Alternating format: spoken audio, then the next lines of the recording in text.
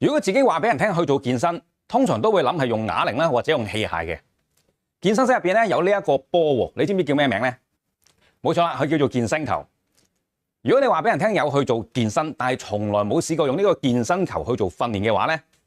我哋今次嘅直播講座咧就啱晒你聽啦。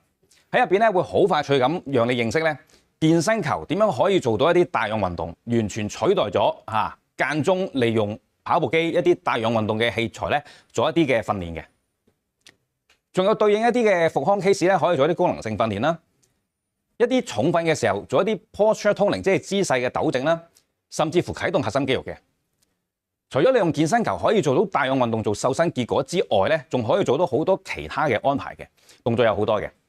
如果你有興趣頭先我講嗰啲嘢嘅時候咧，記得呢個線上直播講座嘅日期同埋時間，直接入嚟我哋 YouTube 入邊嘅直播間，並唔需要登記嘅。邀請你訂閱我哋嘅頻道先，撳埋喺直播條片入邊咧通知我嗰個鐘仔咧，到時就唔會錯過噶啦。